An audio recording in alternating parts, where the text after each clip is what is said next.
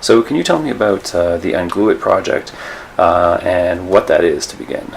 Okay, so Unglue.it is a project that started from our company that began with Eric Hellman, and it's a sort of experiment in sort of ebook distribution. Okay.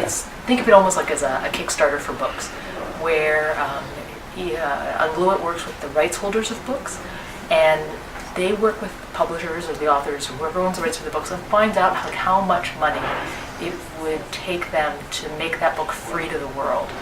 So it's kind of like a Kickstarter for books.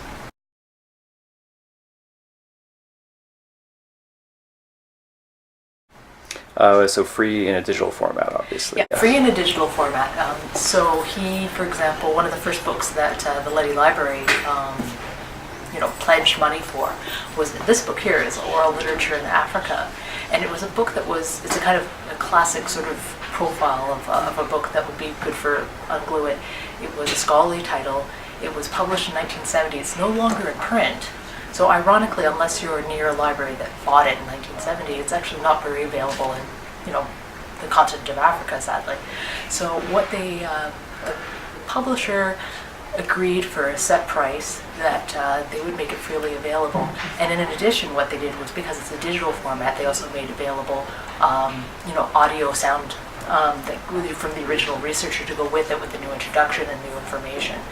And so about 300 Ungluers, Leddy Library was one of them, as well as the University of Alberta, all pledged money, and we paid for money. So not only did we just pay for a book, once we had access to the book, this newer version of it, everyone has access to it. So in some ways it's probably not, I called it the Kickstarter book, but in many ways it's almost like a public radio model for books. And so we don't know whether that's going to be the perfect model for ebooks in the future, but right now we're just kind of looking at these sort of new models.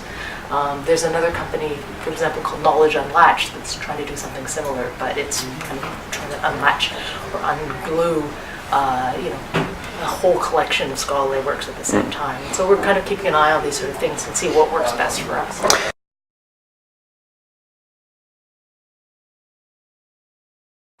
So when a book becomes unglued in this way, so a bunch of institutions work together to sort of release it to the public in this way digitally, how does someone find it after the fact? What are the different ways that someone could actually find books that have been unglued? Yep.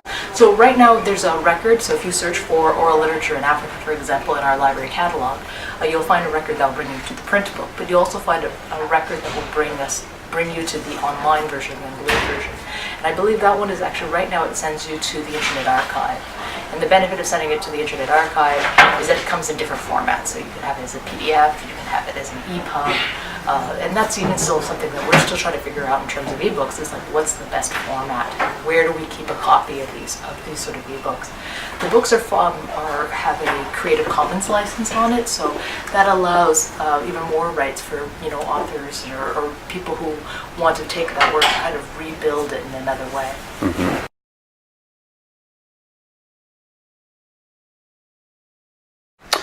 So how does this relate? It's right now it's International Open Access Week. So for us, it's probably pretty clear how these two things relate. But how do you think the Unglue.it project might relate to open access? Right.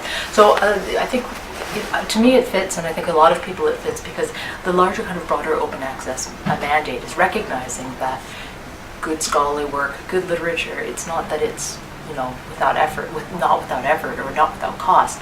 But what we try to do is those projects try to bring the costs free or very, very accessible to the reader.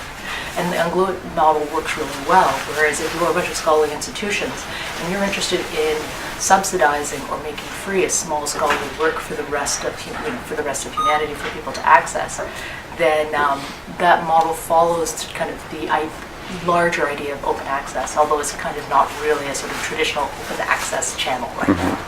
Great. Thank you very much, Mita. No problem.